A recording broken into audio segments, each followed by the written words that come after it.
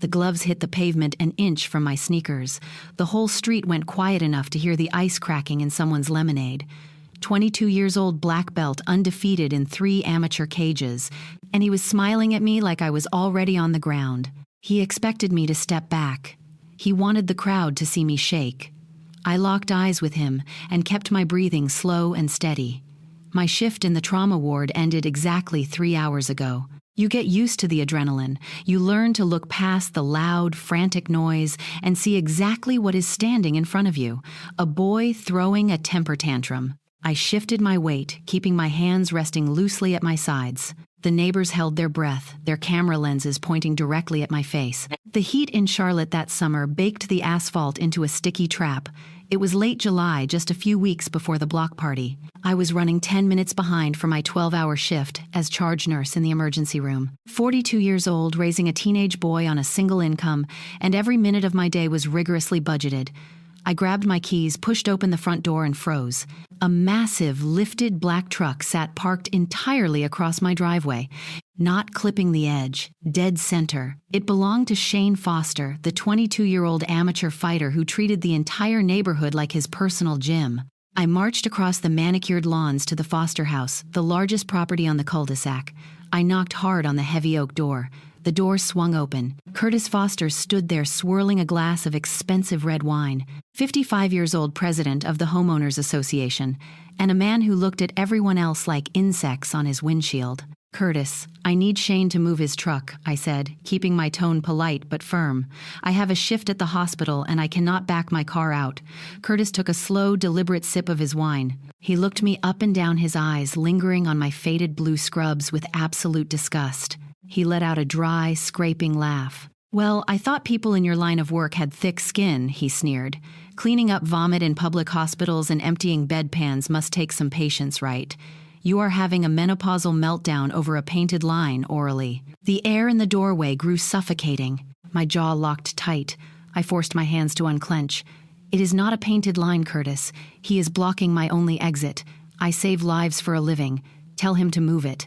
His smirk widened into a vicious grin. He leaned against the doorframe, clearly enjoying the power trip. "Are you stressed because you do not have a husband to manage your household? Do not project your blue-collar misery onto my family. You and that weak, fatherless boy of yours bring down the property value just by breathing the air. Go take a sedative orally. He will move it when he finishes his protein shake." He slammed the door. The heavy wood clicked shut inches from my nose. I turned around on the porch. The street was not empty. Mrs. Higgins was standing 2 houses down, clutching a green watering can. She had heard every single word. I locked eyes with her. I waited for a neighborly nod, a gesture of support, anything. She immediately spun around, scurried inside, and pulled her blinds shut. Across the street, Mr. Davis, the neighborhood accountant, grabbed his mail and darted into his garage, keeping his head perfectly lowered. The silence of those cowards stung worse than Curtis's insults. I ended up calling a cab that day. It cost me $45 I desperately needed for groceries. I sat in the back seat watching the Fosters' sprawling house disappear in the rearview mirror. I swallowed the bitter lump in my throat and mentally prepared for the trauma ward. I dealt with chaos every single day. I knew how to handle broken things. I just did not know yet how thoroughly the Fosters were begging to be broken. Arnold, my 15-year-old son, sat cross-legged on the edge of our driveway, fixing the broken chain on his bicycle. The late afternoon sun beat down on his narrow shoulders. He had his small metal toolbox open, minding his own business. Heavy footsteps slapped against the pavement.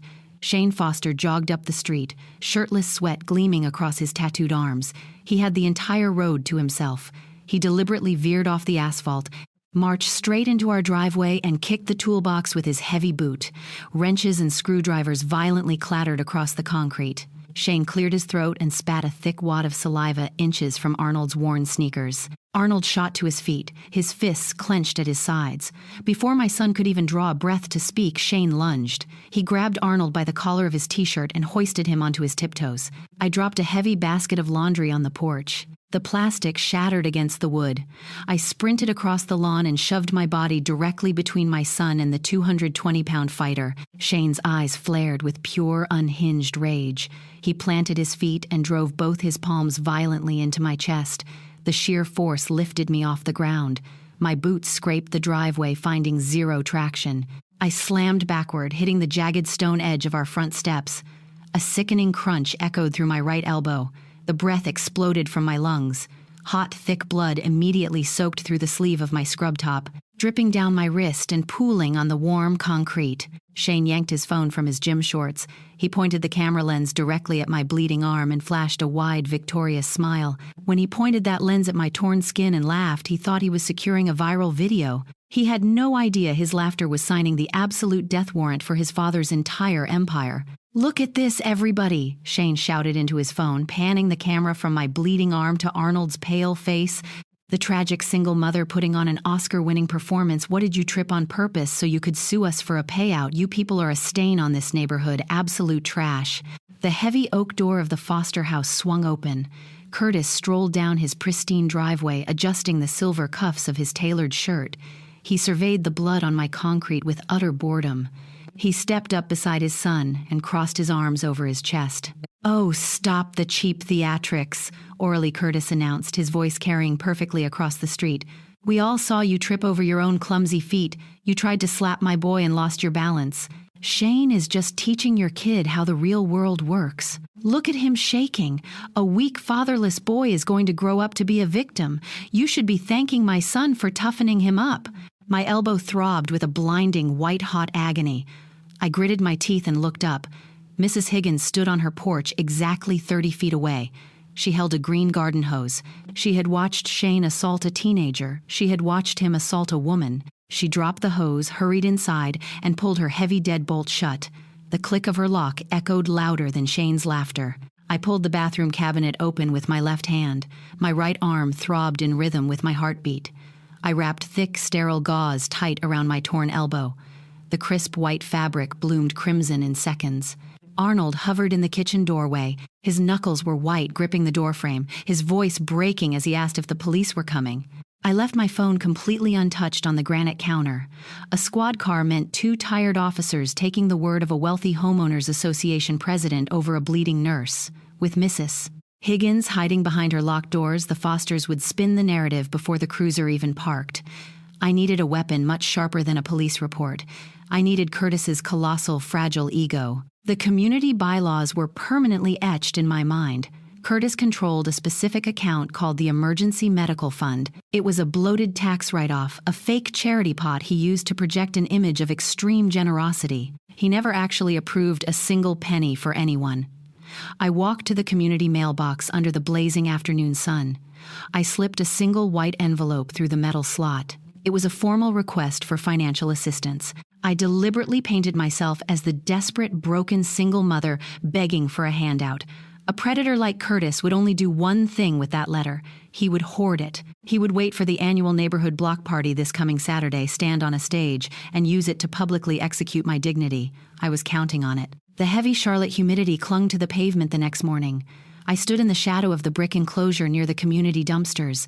Mr. Davis, the neighborhood accountant, dragged his trash bin down his pristine driveway, his shoulders slouched forward. He kept his eyes glued to the concrete, swimming in his own cowardice. I stepped out onto the sidewalk. He jolted backward, dropping a black plastic bag against his shoes. I held out a thin manila folder. I pressed it firmly against his chest until his hands instinctively clamped down on the cardboard. Inside sat a single piece of paper. It was a copied credit card statement. The name matched perfectly with a 24-year-old woman who rolled through my trauma ward 3 weeks ago with a twisted ankle. She listed Curtis Foster as her emergency contact and primary financier. Her intake form listed an address for a luxury high-rise apartment right in the center of downtown. Davis flipped the folder open. His eyes scanned the ink. All the blood drained from his face, leaving his skin the color of dirty snow. His fingers trembled against the paper. "What is this, Orally?" He stammered, his gaze darting frantically toward the Foster mansion. "That is an address," I said, my voice dropping, low, heavy, and cold. "At the block party on Saturday, I am going to ask you a question in front of the entire neighborhood. You are going to read that address out loud. Every single digit, every single street name." He swallowed hard, shaking his head. "I cannot do that. Curtis controls my firm's contracts. He will absolutely ruin me." I stepped directly into his space. I locked my eyes onto his terrified face. "You read the address, Arthur, or I walk over to Curtis's wife while she eats her dinner and drop this folder right onto her lap. Choose your poison." The smell of roasted pork hung heavily over the cul-de-sac. Curtis Foster stood on a makeshift wooden stage next to a glowing projector screen. The community financial spreadsheet illuminated the dark pavement. He held a microphone, pointing a manicured finger at a scanned, blown-up copy of my emergency medical request. "Ladies and gentlemen, this is exactly why we must protect our borders," Curtis announced, his voice booming over the portable speakers. He locked his eyes directly onto mine. "We have a resident who injured herself through her own clumsy aggression, and now she wants a handout from our emergency reserves. This is why we do not allow welfare mentality parasites into this community. She wants your hard-earned money to fund her incompetence." A few neighbors chuckled. Mrs. Higgins offered a pathetic, sycophantic nod. They were eating right out of his hand, completely brainwashed by his performance. I stepped out of the shadows and walked straight toward the harsh glow of the projector. I stopped exactly 10 feet from the stage. "If we are so fiercely concerned about the community budget, Curtis, let us discuss the routine maintenance," I said. I pitched my voice loud and sharp, cutting clean through the quiet street. "Explain the $4,000 a month going to Apex Maintenance Corporation." The microphone let out a sharp, high-pitched squeal. The smug grin slid entirely off Curtis's face. Heavy drops of sweat instantly beaded on his upper lip. His eyes darted frantically toward the crowd. "Mr. Davis," I called out, turning my gaze to the shivering accountant huddled near the drink coolers. "You manage the community ledgers. Read the registered business address for Apex Maintenance out loud, right now." Davis swallowed hard. He looked at Curtis, then looked at the cold, relentless fury written across my face. He pulled a folded manila paper from his chest pocket. His hands shook violently. His voice cracked over the dead silence of the neighborhood. "Unit 402, the Grandview Apartments, downtown." "That is fascinating," I said, driving the final nail into the coffin, "because I treated a 24-year-old woman in the emergency room last month who lives in that exact apartment. She listed you, Curtis, as her primary financier and emergency contact. You are draining this neighborhood's funds to pay rent for your mistress." A collective, horrified gasp sucked the air from the street. Curtis's wife, standing in the front row wearing a designer summer dress, let out a visceral, guttural scream. She hurled her glass of red wine directly into Curtis's face. The dark liquid stained his crisp white shirt like fresh blood. Her palm cracked across his jaw with a sickening, explosive slap. His entire facade crumbled into dust in 10 seconds. Shane Foster watched his father's empire vaporize, his face twisted into a mask of pure, unhinged rage. He yanked his red mixed martial arts gloves from his gym bag and hurled them onto the pavement right at my feet. He lunged. 220 pounds of furious muscle charged straight at my head. He expected a terrified woman. He got a trauma nurse who restrains psychotic, adrenaline-fueled addicts for a living. I pivoted hard on my heel, letting his blind, reckless momentum carry him past my shoulder. I clamped my left arm tight around his thick neck, sliding my right hand behind his head to lock the hold. I dropped my weight, dragging him violently down to the hard asphalt. My forearm compressed his carotid artery. He thrashed wildly. His heavy boots kicked the ground, but he possessed zero leverage. I squeezed tighter. Sheer animal panic exploded in his wide, bloodshot eyes. Exactly 15 seconds. That is all it took. Shane's face flushed a deep, terrifying purple. Thick strings of saliva dripped from his chin onto the road.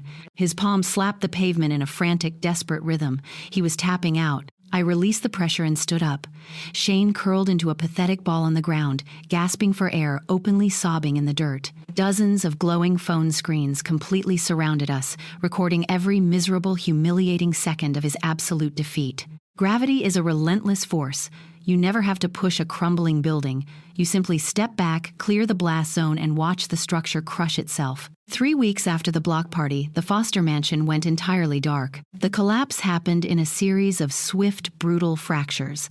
Eleanor Foster packed 3 designer suitcases, backed her white luxury sedan out of the driveway, and vanished before sunrise. She filed for divorce the very next morning. A judge immediately froze every single joint bank account. Curtis tried to buy a tank of gas 2 days later. His premium credit card declined at the pump. The Homeowners Association held an emergency closed-door meeting. They voted him out as president in under 10 minutes. The new board handed the fake Apex maintenance invoices directly to the Charlotte Police Department. The squad cars arrived without wailing sirens or flashing lights. They rolled up quietly on a Tuesday morning. 2 uniformed officers walked Curtis Foster out of his front door in silver handcuffs, marching him right past his precious manicured rose bushes. Grand larceny over $10,000 carries a mandatory state prison sentence. Shane's world shattered on a separate, much more public timeline. The video of a 42-year-old nurse putting the undefeated amateur fighter to sleep in 15 seconds hit 3 million views in 48 hours. His ego fractured under the digital slaughter. His training gym officially revoked his membership, taping a notice to their front glass door. The regional supplement company sponsoring him issued a sterile corporate statement severing all ties. Shane lost his identity overnight. He stopped revving his engine. He stopped walking shirtless down the street. He spent his final days in that house wearing a dark hooded sweatshirt pulled tight over his head, terrified to make eye contact with the teenagers he used to terrorize. By the end of August, a heavy wooden foreclosure sign was hammered deep into their pristine front lawn. The bank seized the property. A cheap moving truck hauled away whatever furniture Eleanor left behind. The cowards who enabled them faced their own quiet reckonings. Arthur Davis resigned from his accounting firm, put his house on the market, and fled across the state line to escape the neighborhood's judging stares. Then came Mrs. Higgins. She knocked on my door on a humid Thursday afternoon. She stood on my porch holding a warm apple pie wrapped in tin foil, offering a pathetic, trembling smile. The smell of baked cinnamon wafted through the screen door. She wanted absolution. She wanted me to smile, accept the pastry, and validate her cowardly silence. I opened the door. I took the hot glass dish from her trembling hands. I held my tongue. I locked my eyes dead onto hers. I stepped to the side, held the pie over my tall metal trash can, and let go. The heavy glass shattered against the bottom. The crust and sweet fruit turned into absolute garbage. I shut the heavy wooden door right in her face. The cul-de-sac finally went completely quiet. Arnold rode his bike down the center of the asphalt. No revving engines, no cruel taunts, just the peaceful sound of rubber tires on the pavement and the wind blowing through the Carolina oak trees. The heavy wooden gavel struck the mahogany block. The sharp cracking sound echoed through the vaulted ceilings of the Mecklenburg County Courthouse. The judge stared down from her elevated bench, her expression carved from absolute stone. She sentenced Curtis Foster to 6 years in state prison for multiple counts of felony embezzlement, wire fraud, and grand larceny. He would not be eligible for parole for at least 48 months. The court also ordered full, immediate financial restitution of $142,000 to the Homeowners Association, accompanied by $50,000 in punitive fines. Curtis stood frozen at the defense table. His tailored Italian suits were gone, replaced by a stiff, oversized tan jumpsuit that swallowed his shrinking frame. He looked entirely hollowed out, his skin gray and sagging under the harsh fluorescent lights. His defense attorney had begged for leniency, citing his pristine standing in the community.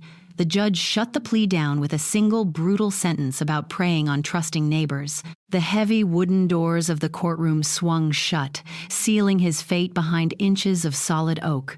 He looked back one last time, searching for a sympathetic face in the gallery, but he found absolutely nothing. The seats were entirely empty. His precious country club officially terminated his membership the exact morning his mugshot hit the front page of the local newspaper. The Regional Business Council wiped his name and his company from their directory. When people in the neighborhood spoke about him now, they spat the words out like sour milk. He did not just lose his freedom, he lost the only thing he truly worshipped. His reputation vanished into thin air, leaving him as nothing more than a convicted thief. 6 months passed. Winter completely stripped the leaves from the Carolina oak trees, leaving the neighborhood quiet and still. A thin, cheap white envelope arrived in my mailbox, stamped with the red ink return address of the Regional Correctional Facility. I stood at my kitchen island and tore the top edge open. The handwriting across the lined paper was perfectly cursive, practically dripping with manicured arrogance, even from behind heavy steel bars.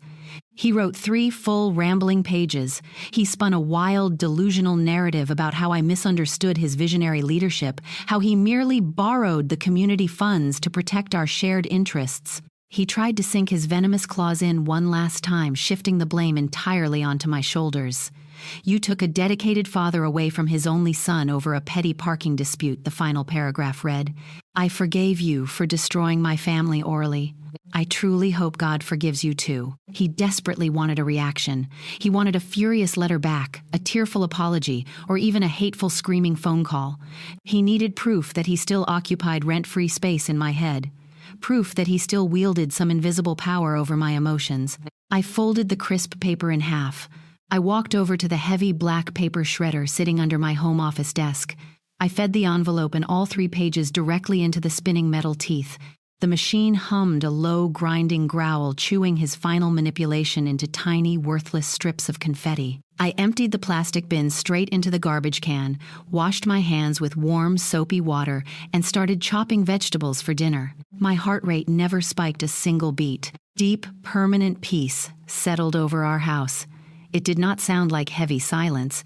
It sounded like genuine, unburdened laughter. The suffocating dread that used to grip my chest every time I walked out the front door completely evaporated. On a bright Sunday afternoon in early spring, the rich smell of charred barbecue smoke filled my entire backyard. The afternoon sun cast long golden shadows across the freshly cut grass. The grill hissed as fat dripped onto the glowing charcoal. Arnold sprinted across the green yard, throwing a heavy leather football with Marcus, the lead trauma surgeon from my weekend hospital shift. Brenda, my fellow triage nurse, sat on a wooden patio chair, laughing loudly and pouring fresh lemonade into tall glass pitchers. These were the people who stood in the brutal trenches with me. We fought death together on chaotic Tuesday nights. We held the trembling hands of grieving mothers on Friday mornings. This was my chosen family. They did not care about expensive designer cars, manicured rose bushes, or toxic neighborhood hierarchies. They respected pure grit, unwavering loyalty, and the kind of truth that stays rock solid when the world falls apart. I leaned against the wooden porch railing and watched Arnold jump to catch a high pass. His shoulders were loose and relaxed. His jaw was unclenched. The dark circles under his eyes had faded away months ago. For the first time in a year, my 15-year-old son was not looking over his shoulder, waiting for the next cruel insult. He was just a boy, safe in his own home, surrounded by people who would move absolute mountains to protect him. I want to speak directly to you now. If you are listening to this, you have probably crossed paths with a predator exactly like Curtis Foster. You know the bone-deep exhaustion of dealing with a narcissist who uses wealth, volume, and cruelty to crush the people around them. Bullies do not pick their targets randomly. They perform predatory math. They look for the quiet ones, the tired ones, the people who are simply too busy surviving to fight back. They look at a single mother working double shifts and assume that exhaustion makes her an easy victim. They assume your silence means you are permanently broken, but they are terribly, fatally wrong. Let me give you 3 concrete rules to carry with you the next time someone tries to back you into a dark corner. Rule number 1. Silence is not weakness. It is a loading screen. When they insult you, when they gaslight you, they expect you to cry, scream, or frantically defend your character. Do not give them the script they wrote for you. Bite your tongue, swallow the rising panic, and quietly gather your heavy ammunition. Your absolute lack of reaction is exactly what will make them sloppy, overconfident, and reckless. Let them think they won the battle, right up until you win the entire war. Rule number 2, never interrupt an arrogant man when he is busy destroying himself. When Curtis stood on that community stage with his glowing projector screen, I could have stopped him early. I could have shouted him down before he started his speech. But you must let a narcissist build their own gallows. Their massive ego desperately demands an audience. Let them gather the crowd. Let them set the stage and turn on the bright lights. When you finally pull the trapdoor lever, make sure everybody they care about is watching the floor drop out from under their feet. Rule number 3. Real strength does not need a stage. Shane Foster needed 12,000 internet followers, a loud engine, and bright red gloves to feel powerful. He needed a heavily edited highlight reel. But true power is quiet. It is the heavy grit you build pulling back-to-back night shifts. It is the unbreakable discipline you forge when nobody is clapping for you. When the camera batteries die and the audience walks away, performative bullies shatter like cheap glass against the people who actually know how to survive the real world. I also want to say a final word about the cowards. The enablers, the neighbors who hide behind their drawn curtains, and the accountants who stare at their shoes while someone gets hurt. The bystanders are just as toxic as the abusers. Their cowardly silence is the exact oxygen that keeps the bully's fire burning bright. You owe them absolutely nothing. You do not owe them polite smiles. You do not owe them unearned forgiveness. And you certainly do not owe them a piece of your hard-earned peace once the war is finally over. Cut them out of your life cleanly and permanently. You are allowed to walk away from people who hurt you, even if they share your blood, your workplace, or your street. Loyalty is proven through actions not demanded by titles. Trust is earned, not owed. Respect is a baseline requirement, not a luxury reserved for the wealthy. I am Orly Martin, and I am finally completely free. If you have ever had to bite your tongue while a bully stood on your neck, if you have ever had to be the quietest person in the room just to survive a nightmare, I want you to share this message. Have you ever set a trap for a narcissist and watched them walk right into it? Tell me your story in the comments below. I read every single one. And if you are the kind of person who believes that quiet, unrelenting strength always wins in the end, hit the subscribe button. We have so many more stories just like this one waiting for you. Let us keep this journey going together.